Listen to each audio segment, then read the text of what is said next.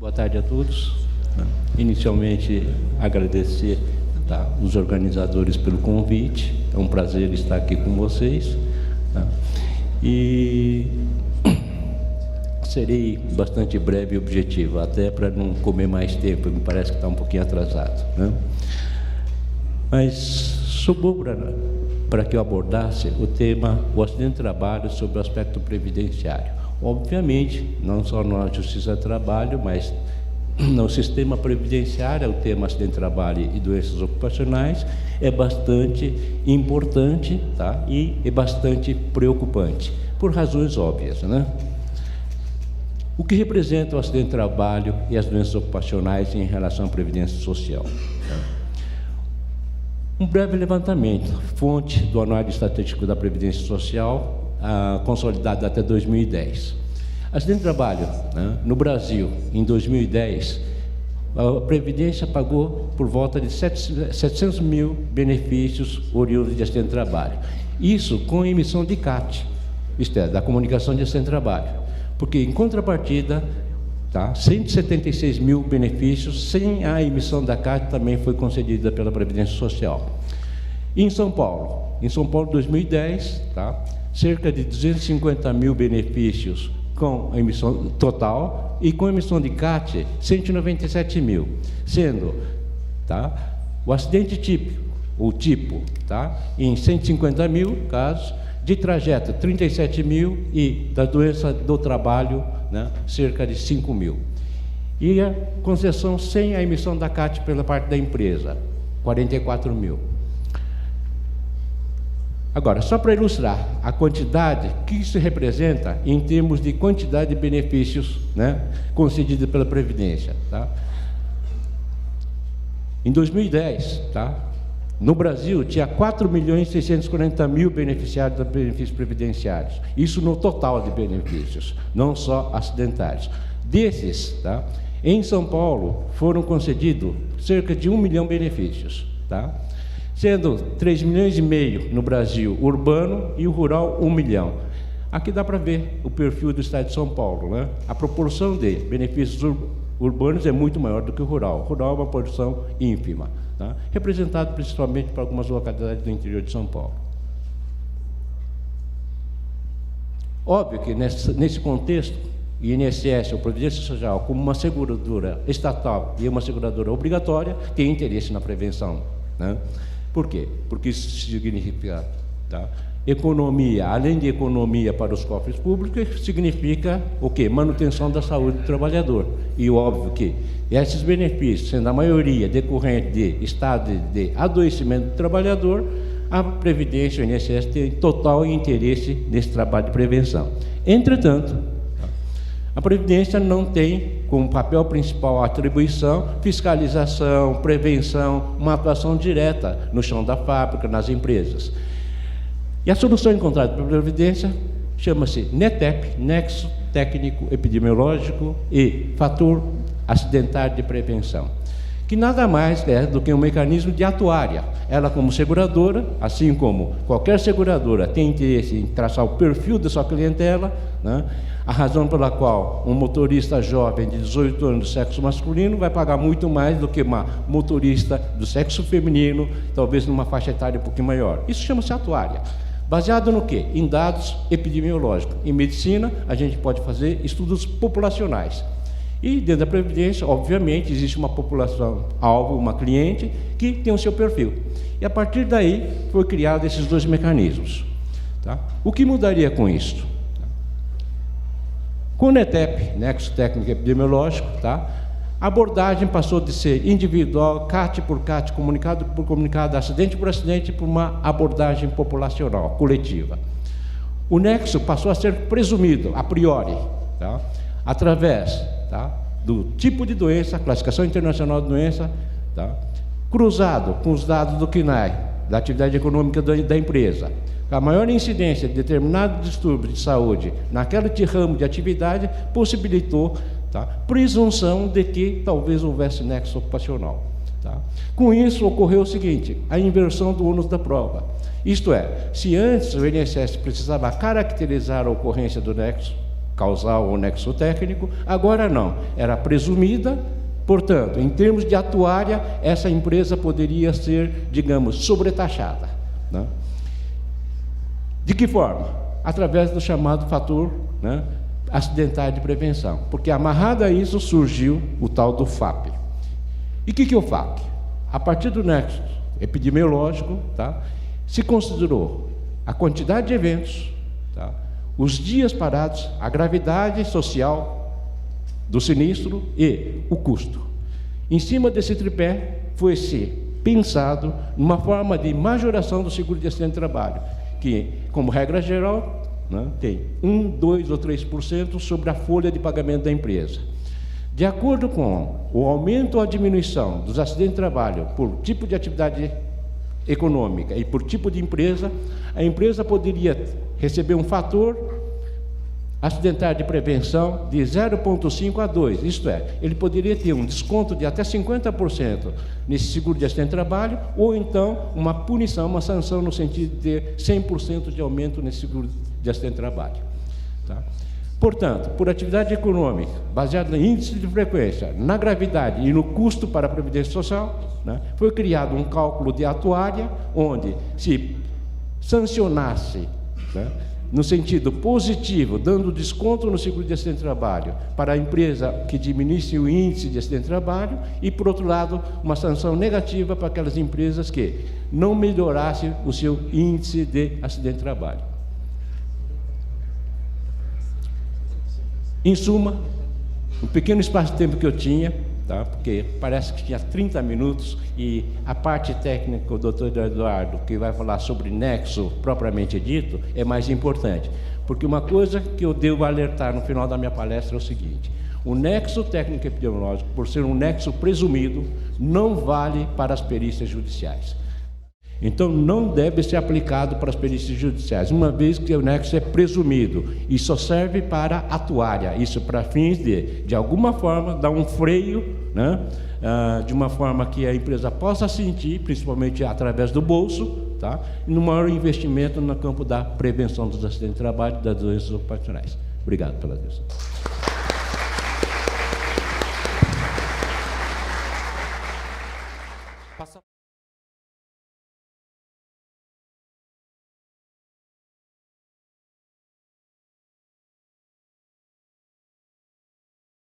Boa tarde a todos. Mais uma vez agradeço as palavras do Dr. Homero e agradeço a oportunidade de estar podendo conversar num evento tão importante quanto esse, que a gente pode ver aspectos da engenharia, aspectos médicos, aspectos da justiça, agradecendo a pessoa da doutora Erotildes, que fez o contato.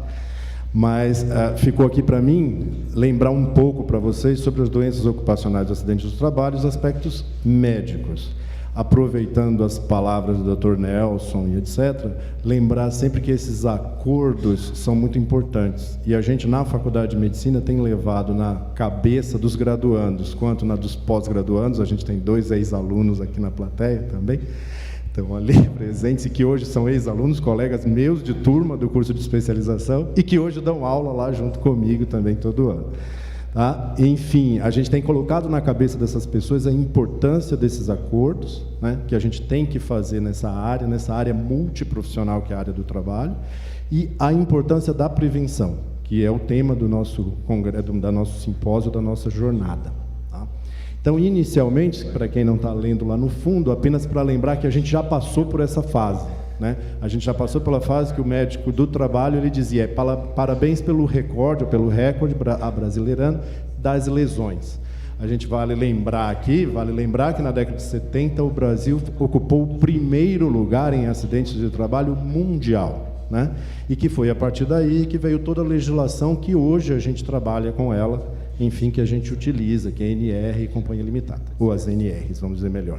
Então, enfim, lembrando para vocês o que são as doenças provocadas pelo trabalho, ou seja, são as doenças provocadas pelos fatores relacionados com o ambiente de trabalho que alteram a saúde do trabalhador.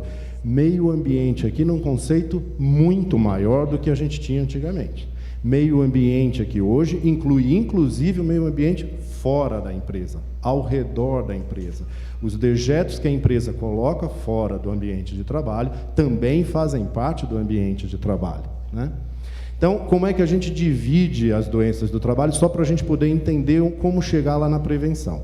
As doenças, então, antigamente elas eram chamadas entre tecnopatias e mesopatias, e hoje a gente chama de doenças profissionais, que são aquelas produzidas ou desencadeadas pelo exercício do trabalho, peculiar a determinada atividade com nexo causal presumido, como o professor Mário Jorge lembrou, né? Então, são aquelas que, assim, para a gente que não é da área jurídica, a gente sempre explica para os alunos assim, tudo que for muito difícil de legislação para os médicos e para os engenheiros e para a população em geral, quando a gente está lendo a legislação e acha ela muito complicada, a gente grava assim, o que é doença profissional, tira a palavra mais importante. Qual é a palavra mais importante aqui? Peculiar. Né? Então, é aquela doença que só aquele trabalhador terá. Então, só quem está exposto à sílica terá silicose. Né? Enfim. As doenças do trabalho, a gente passou pelas doenças profissionais, agora doenças do trabalho, que eram as antigas chamadas mesopatias. São aquelas adquiridas ou desencadeadas em função de condições especiais em que o trabalho é executado. Exemplo, disacusia no ambiente ruidoso, a asma ocupacional, o que a gente vê no nosso dia a dia que é mais fácil, a DORT, né? Então, assim, hoje a gente sabe que academicamente a gente não fala mais LER, LER é um conceito que já caiu, mesmo porque DORT é um conceito mais amplo, né, doenças osteomusculares relacionadas ao trabalho, e essa é o que está ficando agora na nossa cabeça, né? E aqui a gente ainda pode incluir, já que são doenças relacionadas com as condições especiais do trabalho, aquelas relacionadas com os transtornos mentais, tá? É um grande exemplo. Então, enquanto as doenças profissionais decorrem de um risco da atividade exercida, as doenças do trabalho têm como um risco indireto as condições que a gente executa, tá? O trabalho. Aqui é uma outra classificação que a gente usa didaticamente na medicina, apenas eu trouxe só para a gente entender que existem essas duas classificações, que é a classificação do Schilling. O Schilling pega a primeira lá que a gente viu, tá? Que são as tecnopatias, tá?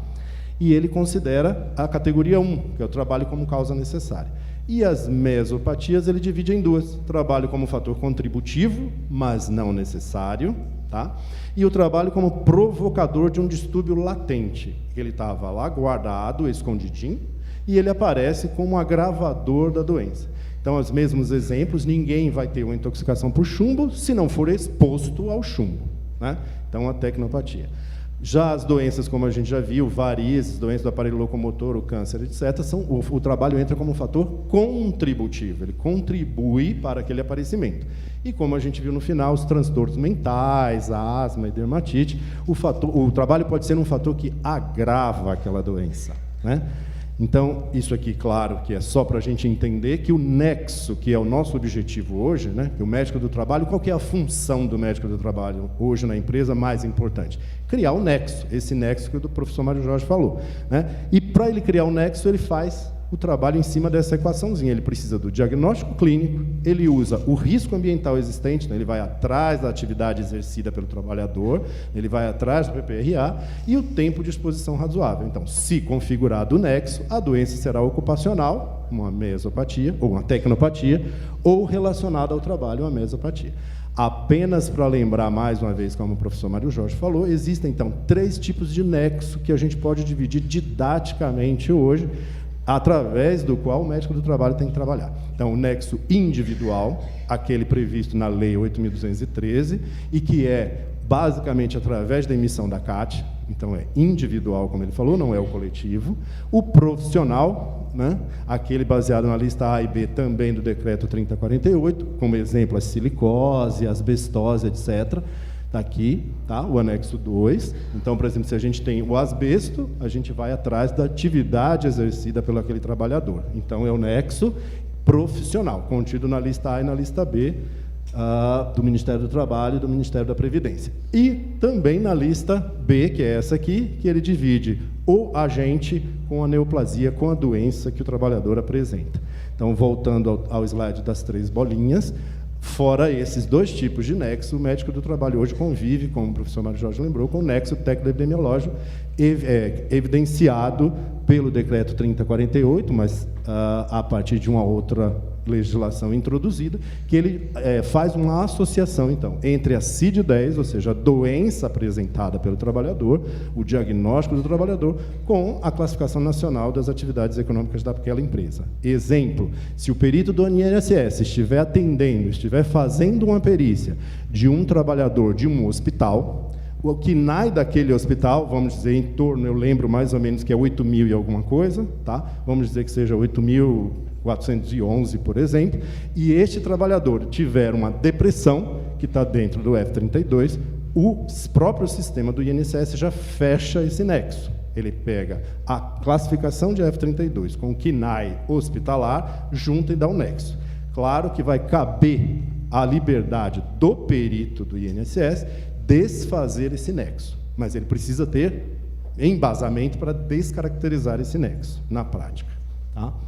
Então, apenas para concluir, baseando na nossa aula de hoje, que seria aspectos médicos, né, de doenças e acidentes do trabalho, a gente só precisa entender, eu só trouxe esse último slide, só para a gente entender as atribuições de cada um. Quando nós, na medicina, chamamos médico assistente, a gente quer dizer o ortopedista, o psiquiatra, o oftalmologista, etc. O médico do trabalho e o perito do INSS. O médico assistente é aquele que faz o diagnóstico, né? Aquele que dá um nexo, ou melhor, desculpa, ele faz o diagnóstico clínico, ele dá o grau de risco daquela doença, né? E ele pode fazer um afastamento temporário, um afastamento definitivo e determinar as sequelas. Já o médico do trabalho, como o Dr. Mário lembrou, é aquele que faz o nexo causal, ele liga a relação da doença com o trabalho, porque é ele que está lá no chão de fábrica, então é ele que conhece fazer o nexo causal entre a doença e a exposição a que ele está naquele trabalhador.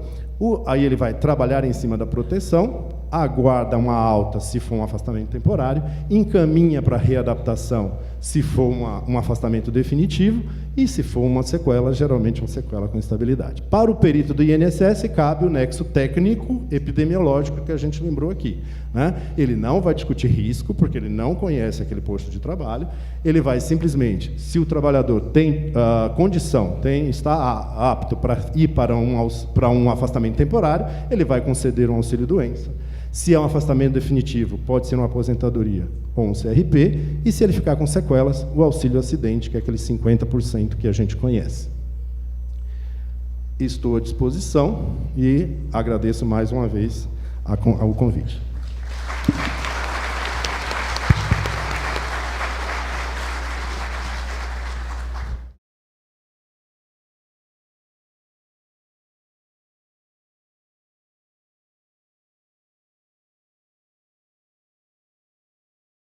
Boa tarde a todo mundo. Obrigado pelo convite, especialmente da doutora Erotilde, que foi com quem eu conversei. Eu vou tentar falar um pouco, né, bem resumidamente, desse assunto, né, ergonomia e doença do trabalho. É um pouco da minha experiência profissional aí. Eu fiz a medicina do trabalho, a medicina legal, lá com o Dr. Mário Jorge, foi meu professor. Fiz ergonomia ano passado, sou médico do trabalho, perito judicial e também fui do INSS. Eu pus uma definição do que é doença do trabalho, mas aí eu acho que o Dr. Eduardo e o Dr. Mário também já falaram bem disso, então eu já vou passar. Quanto à ergonomia, essa é a definição do Dr. Hudson, que foi meu professor da especialização, é a adaptação do trabalho às pessoas, né? Não ao contrário.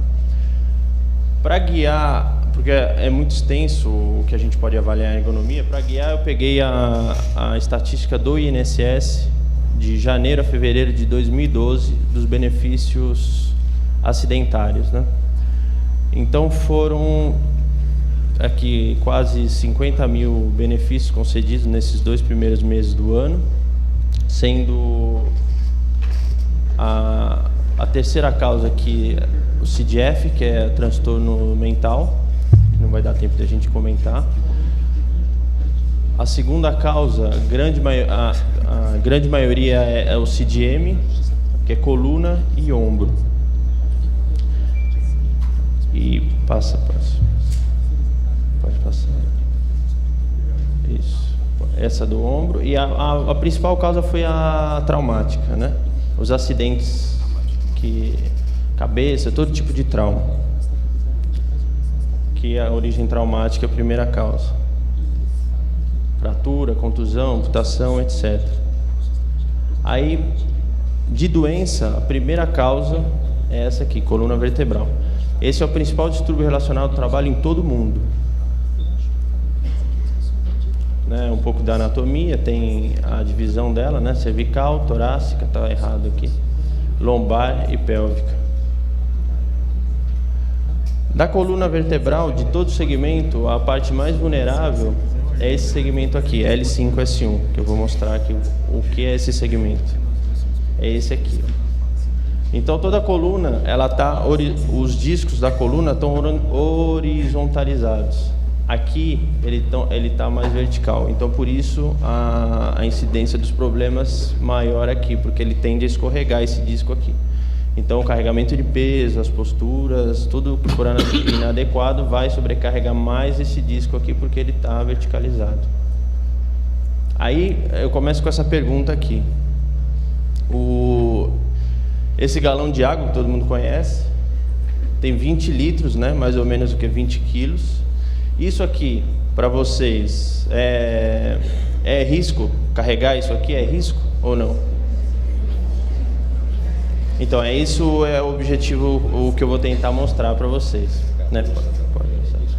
Aqui tem algumas referências de carregamento de peso, né? Que são adotadas. Na IOSH, que é nos Estados Unidos, adotou como limite máximo 23 quilos, a Comunidade Europeia 25 quilos. A CGIH também é dos Estados Unidos, 32 quilos, e o Brasil está aqui, a nosso artigo da CLT,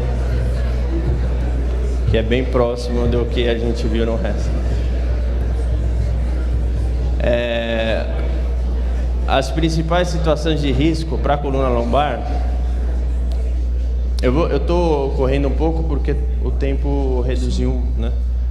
Então, levantar a carga frequentemente, mesmo as não tão pesadas, carregamento frequente de cargas, levantar e manusear cargas distantes do corpo, levantar e manusear cargas com torção e flexão do tronco e carregar cargas na cabeça. Alcançar e pegar objetos acima da cabeça, empurrar e puxar carrinhos e movimentos imprevisíveis de carga. Isso aqui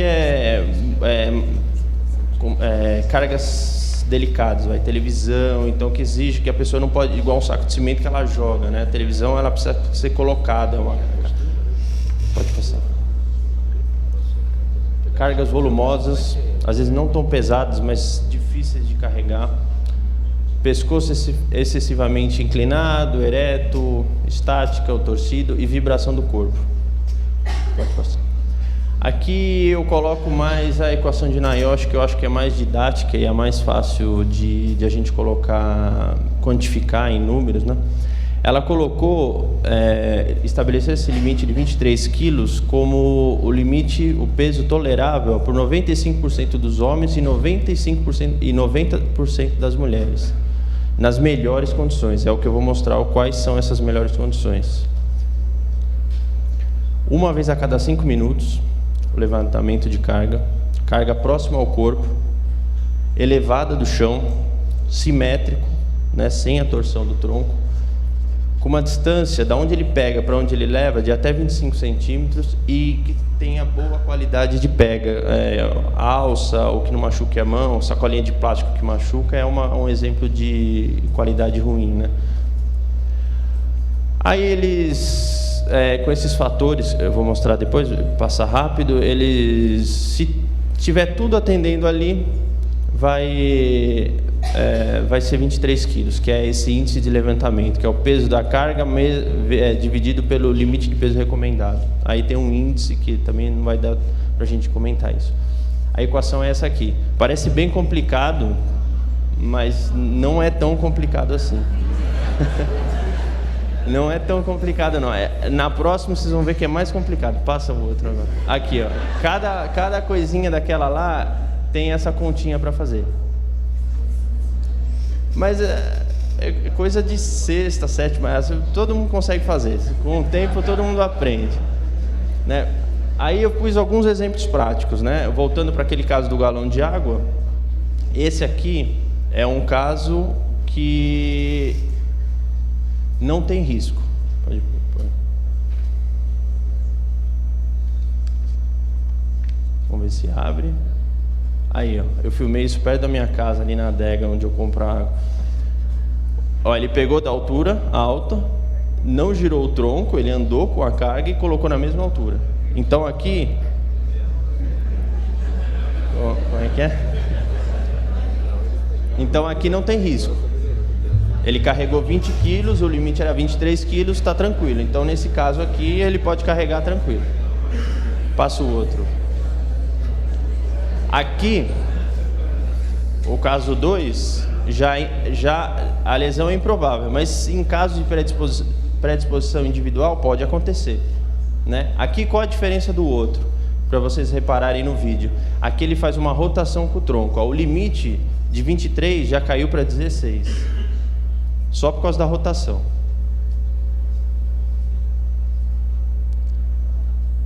É essa rotação que ele fez. Já caiu de 23 para 16, o que ele podia carregar. Vai, passa para o outro. Aqui, ó, ele vai pegar do chão, né? Vai percorrer essa distância de até 100 centímetros. Só de pegar no chão, caiu para 15 quilos. Põe essa aí para cá.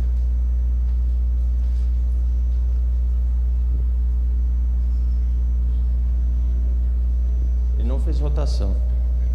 Pronto, passa o outro. Agora ele vai pegar longe do corpo. Já caiu para 14 quilos. Ele vai pegar lá de trás. E eu nem peguei o de 20, eu pus o menor para ele pegar, para não reclamar também. Olha lá. É o galãozinho da metade. Ó. Eu acho que ele tem menos de 18 anos. Né? Eu acho que... Eu não tomei esse cuidado. Passa o outro. Mas já caiu para 14 quilos. Ó. Agora ele vai pegar do chão, vai fazer uma rotação do tronco, vai percorrer entre ele pegar e levar 100 centímetros, e aí já vai cair para 11 quilos. Aqui, ó, já é risco ergonômico. O outro também já era, né? Ó. Pegou do chão e rodou o tronco. Pronto. Passa o outro. Passa o outro. Que aí a gente ganha tempo. Ó, esse aqui, ó, ele vai pegar distante do corpo, elevada do chão, com rotação do tronco, vai percorrer 100 centímetros de onde ele pegou para onde ele levou e vai fazer na frequência de 6 levantamentos por minuto. É a primeira vez que eu coloco essa frequência aqui. Antes não consideramos a frequência, era como fosse ideal a frequência. E com boa qualidade de pega, que também não é muito o caso daquele galão, né? Aquele galão eu acho que não tem muita boa qualidade. Mas caiu para 5 quilos o limite, olha o que ele vai fazer.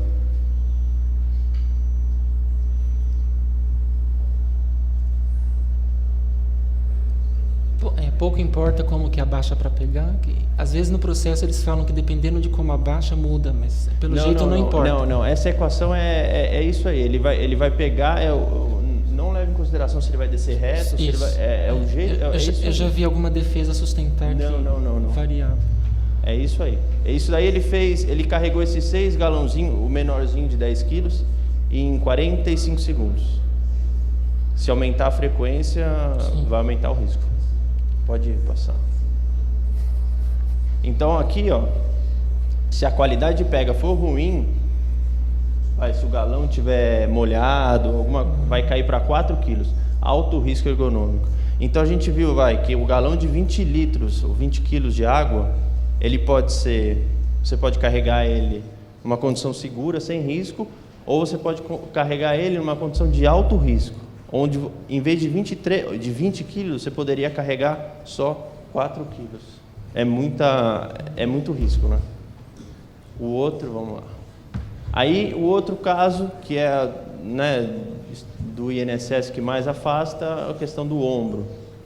Eu pus uma definição aqui de ombro, que são músculos, dezena de músculos, 3 principais nervos, um arranjo biomecânico de alta complexidade, capaz de executar movimentos imagináveis, porém extremamente frágil. Aqui é o músculo mais famoso dos processos da área de medicina do trabalho, né, do trabalhador, que é o supraespinhal, que é o que dá mais afastamento aí. Pode vir. Principais características: polivalentes, ele pode fazer esforço de alta velocidade, com grande amplitude, mas com pouca carga. Altíssima precisão, movimentos simétricos, coordenados, consequentes de aprendizado. Então você pode treinar, e quanto mais treinado, mais rápido ele vai fazer, né? Principais situações de sobrecarga para o ombro: ciclos muito curtos, sem o devido tempo de recuperação de fadiga. Então, o que é o tempo de recuperação de fadiga? Igual na academia, a gente vai lá fazer musculação, levantar o peso, tem um intervalo, você alterna e isso evita que você tenha problema, né? O músculo se recupere para o próximo movimento. Repetição de movimentos. Acima de 6.000 repetições, com o decorrer do tempo, o trabalhador apresentará algum distúrbio ou lesão. 6.000 é bastante, acho que é mais que a maioria pensava que era, né? Eu também acho. Entre 3 e 6.000 repetições, ocorrerão distúrbios ou lesões entre 12% e 20% dos expostos. Aí tem aquela questão de predisposição individual. Abaixo de 3.000 ocorre alguma incidência, abaixo de 1.000 repetições, condição segura. É que a repetição sozinha também não representa risco, né? Ela tem que estar associada a outras coisas. Então, talvez 1.000 repetições com peso, com postura, talvez represente risco também. Realização de tarefas automatizadas sem o treinamento adequado. Aí eu coloquei um videozinho que acho que vai resumir toda essa questão de repetitividade, tudo que... Põe o som aí. Não sei se tem som.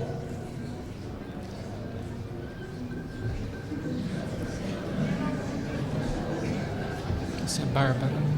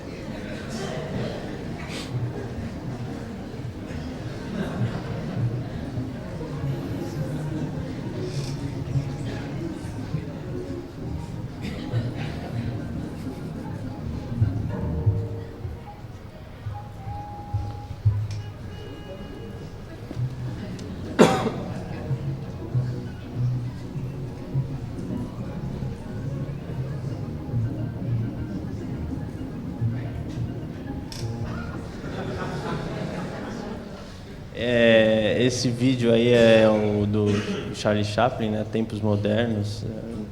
Eu acho bem da época, não tem nem som, tem só uma música. Aqui não deu pra gente colocar o som. E representa bem, né? Às vezes tem muita empresa aí. Eu evitei de pôr filme, quer dizer, não coloquei filme em nenhuma das empresas que eu conheço, porque todo mundo quer mostrar o que é bom, mas o que é ruim ninguém queria mostrar, né? Então eu não coloquei nada. Mas aquilo lá representa bastante lugar que eu conheço por aí. Força física. Esforços muito intensos, alto potencial lesivo na ausência de mecanismo de regulação, que é o tempo de recuperação, né? Esforços estáticos. Isso aqui eu acho que, né, se não montou ventilador, já trocou lâmpada, muita gente já deve saber o que é isso, né? Depois de um tempo começa a queimar o ombro e isso aqui é bem difícil, né? Isso reduz bastante a capacidade do músculo, de preservar a capacidade do músculo. Movimentos forçados, posturas forçadas, um trabalhador no canavial. E vibração. Isso aqui repercute no corpo inteiro, né? Isso aqui é outra pergunta que eu tenho para fazer, né? Pintar o teto, pode ser de casa, o pintor, ou qualquer coisa assim. Vocês acham que isso representa risco ou não para o ombro? Depois que a gente viu do conceito, aquele rápido que a gente passou. Sim. Sim? Vamos ver então. Sim. Então eu fiz aqui uns exemplos, também produção independente minha. Vamos lá. Aí. Isso aqui é movimento estático, repetitivo, é acima do ombro. Tem vários. Aqui, esse aqui é de risco. Aí, o caso 2. Aí ele já pinta com cabo extensor. Ó, já diminui o risco.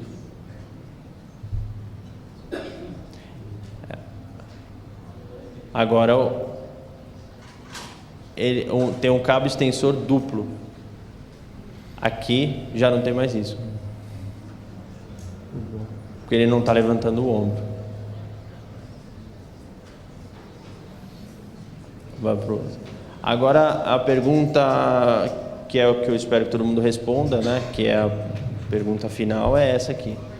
A realização de determinada tarefa aparentemente difícil, que nem a gente viu lá, carregar o galão, pintar o teto, significa presença de risco ou não?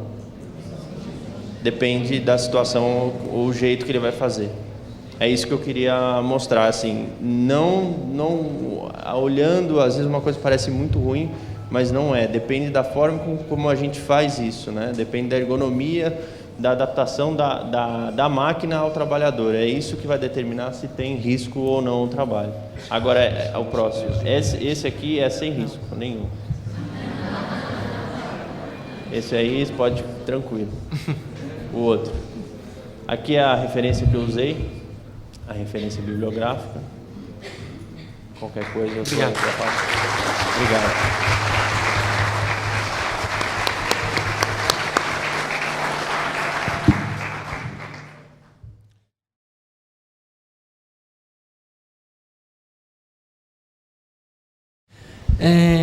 Eu tenho uma pergunta rapidamente para fazer para o Dr. Mário, que eu falei para ele, que é um assunto que diz muito respeito aqui aos nossos processos trabalhistas, a respeito do enquadramento previdenciário.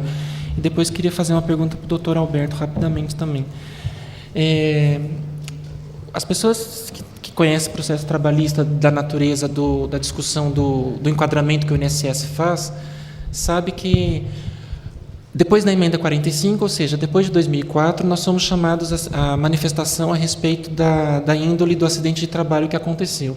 E é muito comum o trabalhador pedir estabilidade, que a gente chama de artigo 118, né, a estabilidade de 1 ano, mas no INSS ele não foi catalogado como acidente de trabalho, ele foi catalogado como uma doença não profissional ou não do trabalho, por incontáveis motivos, desde ignorância até malícia ou má-fé, quando acontece da empresa tentar escamotear o acidente. E nós estamos num fogo cruzado atualmente, porque os trabalhadores abrem os processos, pedem a estabilidade, e a empresa se defende, ela tem um trunfo, que ela tem o enquadramento do INSS feito como acidente não trabalhista. Então, eu queria ouvi-lo a esse respeito, mas eu já antecipei a ele que uma das linhas de defesa que vem sendo feitas é que o trabalhador poderia ter recorrido administrativamente dentro do INSS para alterar o código, assim como a empresa pode. Pouca gente sabe que a empresa pode recorrer no INSS para alterar o código a seu favor, quer dizer, tirar o 91 e pôr o 31 dentro da linguagem do INSS. Então, eu pedi ao Dr. Mário que fizesse um comentário bem sucinto a respeito dessa questão do mau enquadramento, vamos dizer assim, e que tem repercussão trabalhista. De fato, isso acontece. Eu vou até complementar com alguma coisa, mudança de comportamento estranho hoje no INSS, né? Provavelmente com repercussões na área trabalhista. Os 2 professores são peritos do INSS também, além de professores da USP, são peritos do INSS. O UNOS, né? Mas veja bem, primeiro que nós já vimos que tem uma subnotificação real, né? CATs não emitidas pela empresa, tá? Atualmente eu tenho observado que perigosamente, tem alguns segurados que têm a CAT e vêm descaracterizar o acidente de trabalho. É o inverso. É o inverso. Né? Então, provavelmente deve estar tendo algum tipo de pressão dentro das empresas, no sentido de reverter uma CAT já emitida. Agora, para a gente, na Previdência, é mais fácil, agora com o surgimento do nexo técnico epidemiológico, porque com o cruzamento do diagnóstico, do CID, com a atividade econômica, a tela obrigatoriamente abre um negócio que chama assim, você tem elementos para desconsiderar o nexo técnico epidemiológico? E como eu digo que o nexo não pode ser presumido, tá? O perito vai ser impelido a responder não, porque ele não fez a vistoria, ele não conhece o local de trabalho. Então, a tendência de ter o nexo reconhecido é muito maior do que o não reconhecido pelo INSS hoje. E talvez até por isso que está tendo essa mudança de comportamento de indivíduos que vêm e pedem para descaracterizar, tá, o acidente de trabalho. E outro dia, eu estava conversando com um perito, né, que é nível de recurso. Ele vem, protocola um recurso, o próprio segurado. E o supervisor estava concedendo, descaracterizando. Eu falei, não, assim como eu não posso presumir o nexo, para descaracterizar não posso presumir. Então você tem que, ele pode estar abrindo mão de um direito dele, que não sei até que ponto é disponível, né? E você não pode fazer isso aí no escuro. Se for fazer alguma coisa, tá, vai ter que ir na empresa e fazer essa vistoria, né? Isso nos casos de doenças ocupacionais. Agora, outra coisa que acontece com uma certa frequência, tá, principalmente quando se trata de acidente tipo e acidente de trajeto, tá, é o acidentado, tá, ter o acidente no primeiro mês de vínculo. Tá? Principalmente na área de construção civil, pequenas empresas, né? A gente observa com muita frequência. Nos casos de acidente de tipo e acidente de trajeto, ele ser registrado após a ocorrência do acidente. Com data retroativa. Com data retroativa. Como os tributos incidem, tá, no mês na competência seguinte, é perfeitamente possível ser feito isto. Tá? São diagnósticos que a gente não pode jurar por Deus, né, mas no dia a dia a gente acaba convivendo. É comum fazer a vistoria? Comum não. Deveria ser, mas como disse no INSS, a porta da agência do dia a dia é a sobrecarga do INSS. Ele não consegue, o corpo de peritos não consegue dar vazão a isso. Segundo, tá, eu sempre defendi a ideia de que o perito deveria estar muito mais no chão da fábrica justamente para fazer esse tipo de vistoria, né? Entretanto, as vistorias, a questão do cumprimento das NRs está muito mais a cargo da DRT, do Ministério do Trabalho. E existe essa desvinculação, esse descompasso. Ao lado disso, né, tristemente, no Brasil, nós vemos que também existe um descompasso muito grande com a parte assistencial médica, não só do sistema público de saúde, né? Hoje acho que ninguém está seguro pelo fato de ter, inclusive, o seguro-saúde ou convênio médico, qualquer coisa parecida. Então, há um descompasso na própria assistência. Uma vez adoecido, me parece que o indivíduo permanece muito mais tempo em função do seguro, digamos, social, né, do INSS, afastado, justamente pela ineficiência da própria assistência médica. Doutor Eduardo, queria fazer um comentário. Se o doutor Mário Jorge me permite, só uma complementação. A descaracterização do NETEP por parte da empresa, ela tem prazo, né? O segurado não tem prazo para pedir essa descaracterização, ou seja, transformar o benefício de acidentário em benefício previdenciário. Isso ele pode fazer em nível de recurso, como o professor falou. Agora, da empresa, aí sim, precisa ser 15 dias após a DCB ou após a contribuição da GFIP. Pagou a GFIP, 15 dias depois a empresa tem que solicitar essa descaracterização. A descaracterização ela é administrativa, então necessariamente não precisa passar em perícia, né? A descaracterização no NETEP é recurso administrativo, certo? Essa explicação é muito interessante para esses processos. Eu não sei se eu me fiz compreender, mas são processos em que a empresa nega a estabilidade, dizendo que o erro foi do INSS, mas que ela não tinha nada o que fazer. Na verdade tem, né? Mas é uma situação complexa, bem emaranhada. Bom, e para o doutor Adalberto, rapidamente também, eu queria que ele comentasse um assunto recorrente nosso, diz respeito aos pedidos de indenização por dano moral e dano material relacionado com problemas ergonômicos. Os distúrbios osteomusculares. Há um argumento, bom, o senhor citou lá os 60 quilos, né, que nós temos desde 1943, e nós temos a redução dessa carga para os adolescentes e para as mulheres, e, nada obstante, algumas empresas alegam que, estando dentro do parâmetro de 40 quilos, de 30 ou de 20, e não podendo ser caracterizado um movimento repetitivo, ela não teria culpa, né, não teria responsabilidade pela lesão que a pessoa possa ter adquirido. De tal modo que nós, na área do direito, nós não conhecemos o que significa movimento repetitivo, a gente só ouve dizer. E eu sei que existe cientificamente um conceito que eu queria que o senhor expusesse, que eu sei que tem a ver com os 30 segundos e o número de movimentos que faz com que, a partir dali, a empresa esteja trabalhando no risco, independentemente da carga. A gente trabalha muito na norma rígida e não olha para os lados, né? Eu queria que o senhor falasse dos 30 segundos, em 30 segundos. Então, essa questão se a gente for considerar só a repetição, sem mais nenhum fator associado à repetição, o conceito de esforço repetitivo é isso, o mesmo ciclo, o mesmo movimento no tempo de 30 segundos. Né? Que se repete a cada 30 segundos. O Charles Chaplin era movimento repetitivo, certeza, obviamente, né? Mas a bijuteria que se faz com as mãos, a ourivesaria, na gráfica, na marcenaria, que são os exemplos que a gente tem recorrentes, e se alega que está dentro da lei, mas na verdade está fora de um padrão normal de ergonomia. Tem isso, mas assim, a gente também não pode falar que tem alguns outros fatores de compensação que podem diminuir esse atenuantes risco. Que podem, que nem uma pausa de recuperação. E aí tem métodos também que a gente pode utilizar para determinar essas pausas e quando elas vão acontecer, né? Para suavizar o impacto. Para suavizar o impacto. É o que eu quis mostrar na apresentação, que há várias maneiras de se fazer o trabalho sem que necessariamente seja representativo. E a título de considerações finais, eu queria compartilhar com os médicos aqui presentes que essa semana houve uma grande mudança no Tribunal Superior do Trabalho a respeito dos cortadores de cana.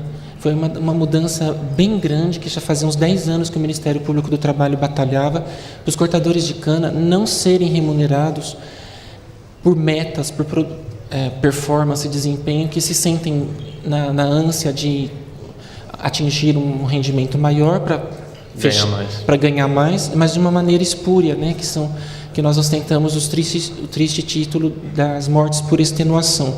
Então, o TST essa semana mudou uma jurisprudência conhecida, passando a exigir que as horas extras dos canavieiros, né, dos cortadores de cana, seja calculado na sua totalidade, não podendo os canavieiros ser comparados com vendedores, que era o que a gente fazia, com balconistas, com vendedores, que a gente calcula só o complemento dessa hora e não a hora por inteiro, né? Essa mudança ela decorre de estudos da saúde do trabalho que vinham sendo desenvolvidos pelas entidades sindicais e pelo Ministério Público do Trabalho. Doutor Mero, me permite uma observação? Sim. Uma observação. Essas coisas me incomodam, eu gosto muito do rigor das coisas. Eu gostaria que, somente o judiciário, não utilizasse a expressão repetitiva, porque, na verdade, a própria expressão está em desuso, o doutor Eduardo é uma questão de sobrecarga, muito mais de sobrecarga. Isso. O que está sobrecarregando, qual a estrutura? porque isso ficou estampado na época que se usava muito a expressão ler, né? Que bastaria só repetição, uma série de coisas assim. E acho que Perfeito. é um engano. Sobrecarga. Vamos lapidar o nosso vernáculo. Bom, eu me despeço cumprimentando as doutora Silvia e a doutora Lilian pelo brilho de trazer para São Paulo, capitanear aqui em São Paulo os esforços em torno da prevenção de acidentes de trabalho e doenças ocupacionais, o brilho desse seminário, desse simpósio, angariando pessoas de todos os espectros, como já mencionado, e não se faz nada sem prevenção.